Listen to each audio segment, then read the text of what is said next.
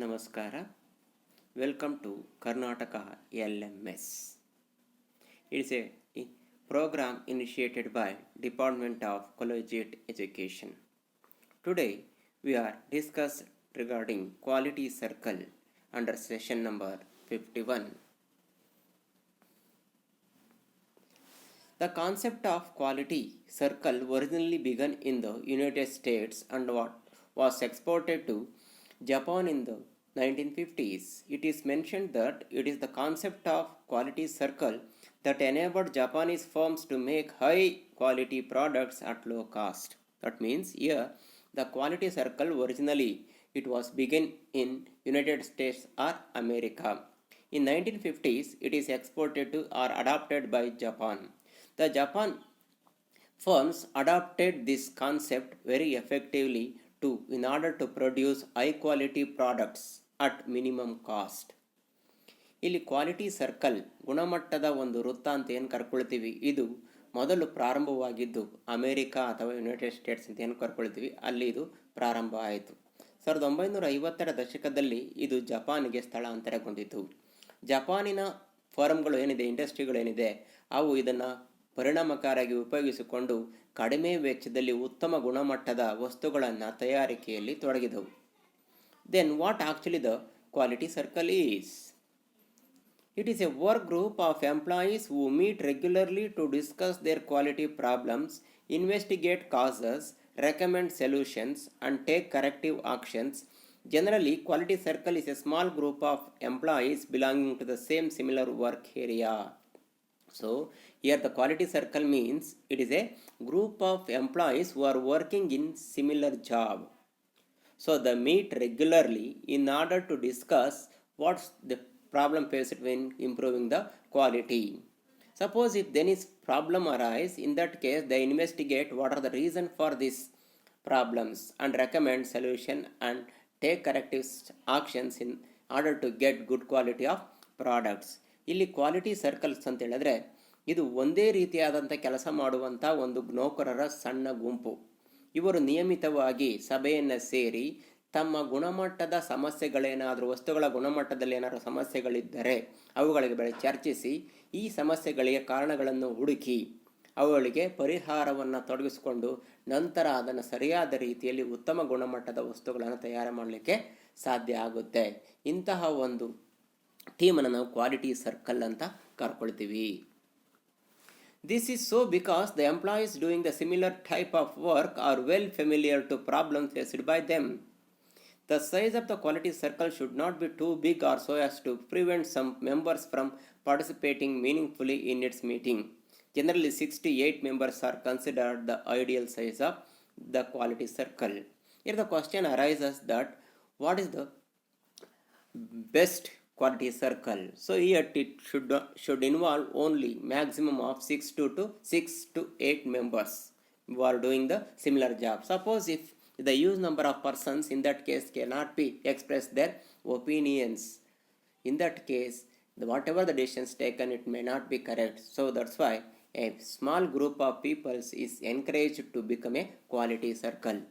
ಇಲ್ಲಿ ನಾವು ಹೇಳಿದ ಗುಣಮಟ್ಟದ ಒಂದು ವೃತ್ತ ಅಂತ ಏನು ಕರ್ಕೊಳ್ತೀವಿ, ಇಲ್ಲಿ ಎಷ್ಟು ನೌಕರರು ಒಂದು ಗುಂಪಲ್ಲಿರಬೇಕು ಅನ್ನೋದು ಪ್ರಮುಖವಾಗಿರುತ್ತೆ. ಹೆಚ್ಚಿನ ಗುಂಪಿನ ಸಂಖ್ಯೆಯಲ್ಲಿ ಇದ್ದರೆ ಏನಾಗುತ್ತೆ, ಪ್ರತಿಯೊಬ್ಬರು ಕೂಡ ತಮ್ಮ ಅಭಿಪ್ರಾಯವನ್ನು ಮಂಡಿಸೋದಕ್ಕೆ ಅಥವಾ ಸಮಸ್ಯೆಯನ್ನು ಹೇಳ್ಕೊಳ್ಳೋದಕ್ಕೆ ಸಾಧ್ಯ ಆಗೋದಿಲ್ಲ. ಅಂಥ ಸಂದರ್ಭದಲ್ಲಿ ಏನಾದರೂ ನಾವು ತೀರ್ಮಾನಗಳು ಕೈಗೊಂಡ್ರೆ ಅದು ಸರಿಯಾಗದಲ್ಲೇ ಇರ್ಬೋದು. ಅದಕ್ಕೋಸ್ಕರ ಏನು ಮಾಡಿದ್ದಾರೆ, 6 ರಿಂದ 8 ಜನಗಳ ಒಂದು ಗುಂಪನ್ನು ಏನು ಮಾಡಿದ್ದಾರೆ, ಒಂದು ideal size of the quality circle ಅಂತ ತೀರ್ಮಾನಿಸಿದ್ದಾರೆ. What are the objectives of quality circle? The objectives is improvement in quality of product manufactured by the organization.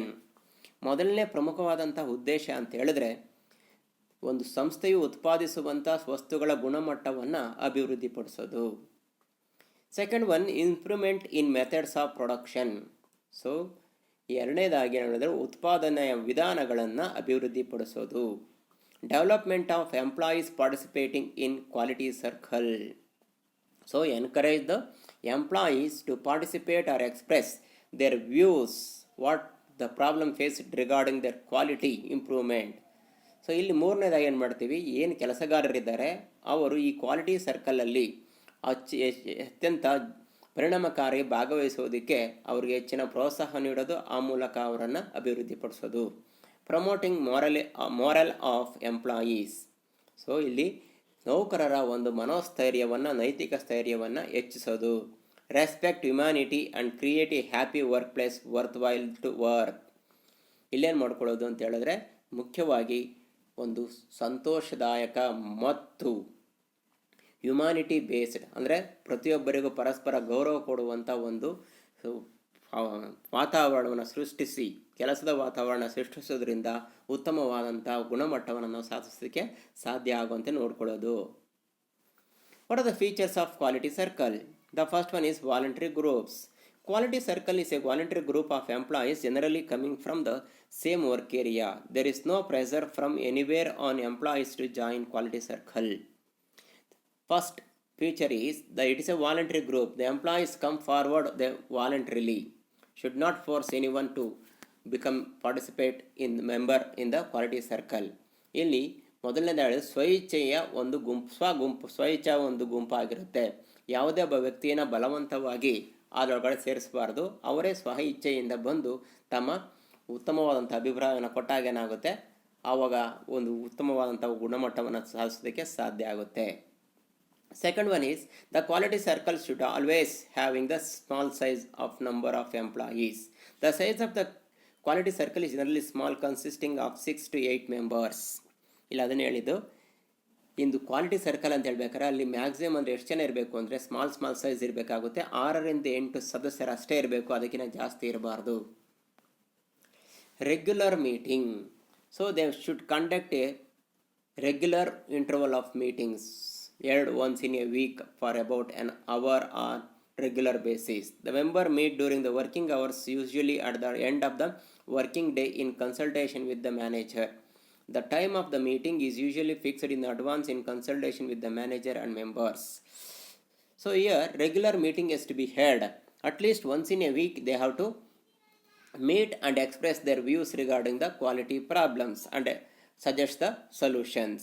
Here it is better to always fix the working hours usually at the end of the working day in consultation with the manager of the department.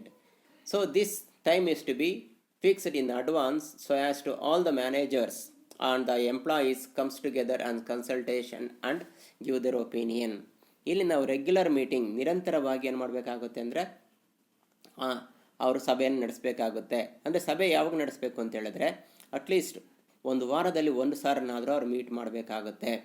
ಈ ರೀತಿ meet ಮಾಡುವ ಸಂದರ್ಭದಲ್ಲಿ ಅವರು ಯಾವಾಗ ಒಂದು ಕೆಲಸದ ಅವಧಿ ಇರುತ್ತೆ ಅದರ ಅಂತಿಮವಾಗಿ, ಅಂದರೆ ಕೊನೆಯಲ್ಲಿ ವರ್ಕಿಂಗ್ ಡೇ ಆಗುತ್ತಲ್ಲ, ಆ ಒಂದು ಕೆಲಸದ ದಿನದ ಅಂತಿಮವಾಗಿ ಅವರ ಒಂದು ವ್ಯವಸ್ಥಾಪಕರ ಸಲಹೆಯೊಂದಿಗೆ ಏನು ಮಾಡಬೇಕಾಗುತ್ತೆ, ಈ ಒಂದು ಸಭೆಯನ್ನು ನಡೆಸ್ಕೊಳ್ಬೇಕಾಗುತ್ತೆ.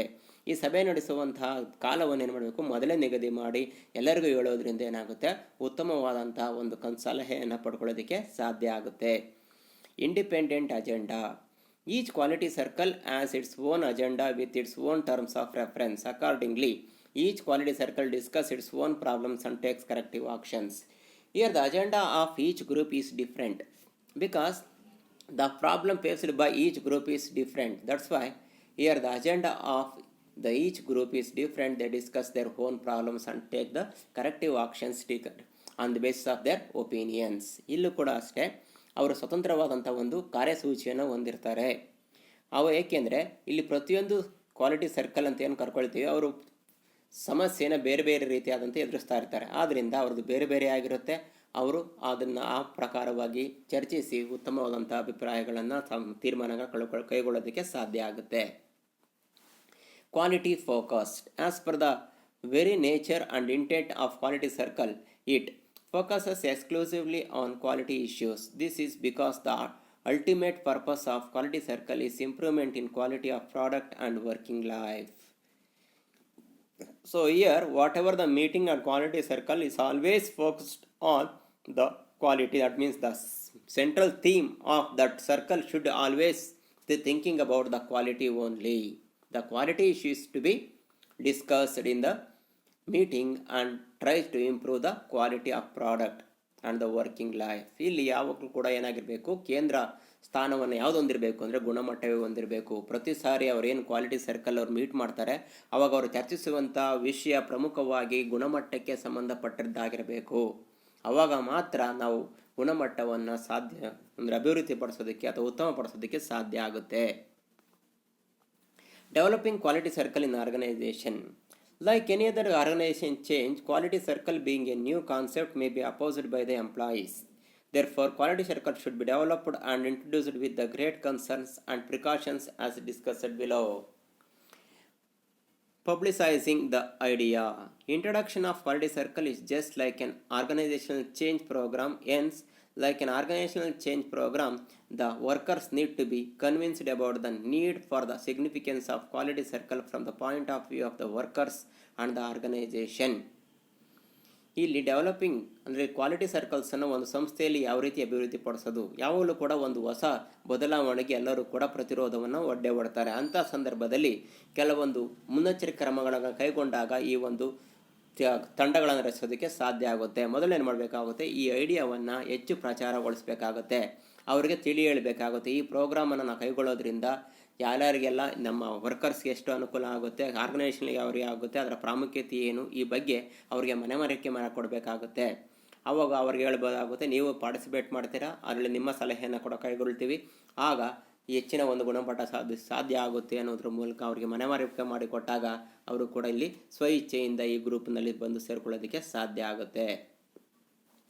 Constitution of quality circle. Workers doing the same or similar type of work are drawn voluntarily to form a quality circle. The membership of the quality circle is generally restricted to 8 to 10. Once in a quality circle is formed, they remain as permanent member of the circle unless they leave that work area. So here the quality, once the quality circle is formed, that becomes a constitution. So the workers who are doing the similar job or the similar type of work become a members voluntarily. So it is a permanent members, they are the remains the permanent members until they leave the working area. ಇಲ್ಲಿ constitution, ಒಂದು ಸಾರಿ quality circle formation ಅಂದರೆ ಸ್ಥಾಪನೆ ಆದಾಗ ಅದಕ್ಕೆ ಒಂದು ಸಂವಿಧಾನವನ್ನು ರಚನೆ ಮಾಡಬೇಕಾಗುತ್ತೆ. ಈ ಒಂದು ಕ್ವಾಲಿಟಿ ಸರ್ಕಲಲ್ಲಿ ಬರುವಂಥ ಸದಸ್ಯರೇನಿದ್ದಾರೆ ಸ್ವಇಚ್ಛೆಯಿಂದ ಬರಬೇಕಾಗುತ್ತೆ. ಅವರು ಈ ಒಂದು ತಂಡಗಳಲ್ಲಿ ಎಷ್ಟಿರುತ್ತೆ ಅಂದರೆ 6ರಿಂದ 8 ಜನ ಮಾತ್ರ ಇರಬೇಕು ಅಂತ ಹೇಳಿದ್ವಿ. ಮತ್ತು ಒಂದು ಸಾರಿ ಈ ಒಂದು ಕ್ವಾಲಿಟಿ ಸರ್ಕಲ್ ಸ್ಥಾಪನೆ ಆದಮೇಲೆ ಅದು ಶಾಶ್ವತವಾಗಿ ಉಳ್ಕೊಳ್ಳುತ್ತೆ. ಆ ಮೆಂಬರ್ಶಿಪ್ ಹಂಗೆ ಇರುತ್ತೆ, ಎಲ್ಲಿವರೆಗೂ ಇರುತ್ತೆ, ಅವ್ರ ಕೆಲಸದಿಂದ ಬಿಟ್ಟು ಹೋಗೋವರೆಗೂ ಅವರು ಆ ಒಂದು ತಂಡದ ಸದಸ್ಯರಾಗಿ ಉಳಿದಿರ್ತಾರೆ. Initial problem solving. The members of quality circle should discuss the problems at threadbare and then prepare a list of alternative solutions. Thereafter, each alternative solution should be evaluated and the final solution should be arrived at on the basis of consensus. Here, first quality circle has to take initiative for solving the initial problems. So they have to discuss regarding the initial problems and find out what are the alternative solutions. Thereafter, each alternative solution should be evaluated clearly and comes to a final conclusion. ಇಲ್ಲಿ ಪ್ರತಿಯೊಂದು ಸಾರಿಯೂ ಕೂಡ ಅವ್ರು ಏನು ಮಾಡಬೇಕಾಗುತ್ತೆ, ಸಭೆ ಸೇರಿದಾಗ ಅವ್ರಿಗೇನು ಪ್ರಾರಂಭದ ಸಮಸ್ಯೆಗಳು ಆಗಿರುತ್ತೆ ಅದನ್ನು ಆ ಸಮಸ್ಯೆನ ಪರಿಹಾರ ಮಾಡ್ಕೊಳ್ಳೋದಕ್ಕೆ ಮೊದಲು ಅವರು ಬೇರೆ ಬೇರೆ ಪರ್ಯಾಯಗಳನ್ನು ಹುಡುಕಬೇಕಾಗುತ್ತೆ. ಪ್ರತಿಯೊಂದು ಪರ್ಯಾಯವನ್ನು ಕೂಲಂಕುಷವಾಗಿ ಚರ್ಚಿಸಿ ಅದನ್ನು ಮೌಲ್ಯೀಕರಿಸಿ ಅಂತಿಮವಾಗಿ ಒಂದು ತೀರ್ಮಾನವನ್ನು ಕೈಗೊಳ್ಳಬೇಕಾಗುತ್ತೆ. Presentation and approval of suggestions. The final solution arrived at should be presented to the management either in oral or in written form. The management may evaluate the solution by constituting a committee for this purpose. The committee may also meet the members of the quality circle for clarifications. If required, presentation of solutions to the management helps improve the communication between the management and workers and reflect the management's interest to the members of quality circle. So here, once the final decisions taken by the quality circle, it should be submitted to the management. So the management again in turn it is submitted to the committee for which it is constituted. So this committee may also meet the members of the quality circle if there is any clarification at the end. This will help for the good coordination between the management and the workers. ಇಲ್ಲೇನು ಮಾಡಬೇಕಾಗುತ್ತೆ, ಏನು ಇವರು ಅಂತಿಮ ತೀರ್ಮಾನವನ್ನು ಕೈಗೊಂಡಿರ್ತಾರೆ ಅದನ್ನು ನಮಗೆ ಮ್ಯಾನೇಜ್ಮೆಂಟ್ಗೆ ಸಲ್ಲಿಸಬೇಕಾಗುತ್ತೆ. ಅದು ಮೌಖಿಕವಾಗಿರಬಹುದು ಅಥವಾ ಲಿಖಿತ ರೂಪದಲ್ಲಿ ಕೂಡ ಇರಬಹುದು. ಇದನ್ನು ಮ್ಯಾನೇಜ್ಮೆಂಟ್ನವ್ರು ಏನು ಮಾಡ್ತಾರೆ, ಅದಕ್ಕೆ ಒಂದು ಕಮಿಟಿಯನ್ನು ರಚನೆ ಮಾಡಿರ್ತಾರೆ. ಅವರು ಇದನ್ನು ಇನ್ನೊಂದು ಸಾರಿ ಎವ್ಯಾಲ್ಯೂಯೇಟ್ ಮಾಡ್ತಾರೆ. ಈ ಎವ್ಯಾಲ್ಯೂ ಮಾಡಬೇಕಾದ ಸಂದರ್ಭದಲ್ಲಿ ಅವ್ರಿಗೆ ಏನಾದರೂ ಗೊಂದಲಗಳಿದ್ದ ಸಂದರ್ಭದಲ್ಲಿ ಕ್ವಾಲಿಟಿ ಸರ್ಕಲ್ ಮೆಂಬರ್ಸ್ ಏನಿರ್ತಾರೆ ಅವರನ್ನು ಅವರ ಒಂದು ಕ್ಲಾರಿಫಿಕೇಷನ್ನ ಬಗೆಹರಿಸ್ಕೊಳ್ತಾರೆ. ಈ ರೀತಿ ಮಾಡೋದ್ರಿಂದ ಏನಾಗುತ್ತೆ ಅಂತ ಹೇಳಿದ್ರೆ ಒಂದು ಸೌಹಾರ್ದ ಸಂಬಂಧ ಏರ್ಪಡೋದಕ್ಕೆ ಸಾಧ್ಯ ಆಗುತ್ತೆ. Implementation. Once a suggestion or solution is approved by the management, the same is being put into practice in the particular workplace. Quality circle may be organized gradually for other workplace or department also. In this way, following above outlined process, the entire organization can have the quality circle. ಕೊನೆಯದಾಗಿ ಏನು ಮಾಡ್ಕೊಳ್ಬೇಕಾಗೋದನ್ನು ಕಾರ್ಯರೂಪಕ್ಕೆ ತರಬೇಕಾಗುತ್ತೆ. ಒಂದು ಸಾರಿ management ಈ ಒಂದು ಪರಿಹಾರವನ್ನು ಸಜೆಷನ್ಸನ್ನು approve ಮಾಡ್ಕೊಂಡ್ಮೇಲೆ ಅದನ್ನೇನು ಮಾಡ್ಕೊಳ್ತಾರೆ, ಅದನ್ನು ಪ್ರಾಕ್ಟೀಸ್ಗೆ ತರ್ತಾರೆ ವರ್ಕ್ ಪ್ಲೇಸ್ಗೆ. ಈ ರೀತಿ ತರೋದ್ರಿಂದ ಏನಾಗುತ್ತೆ, ಎಲ್ಲ ಪ್ಲೇಸಲ್ಲೂ ಕೂಡ ಕ್ವಾಲಿಟಿ ಸರ್ಕಲ್ನ ಇಂಪ್ರೂವ್ ಮಾಡಲಿಕ್ಕೆ ಸಾಧ್ಯ ಆಗುತ್ತೆ. Here ends the session. Thank you very much.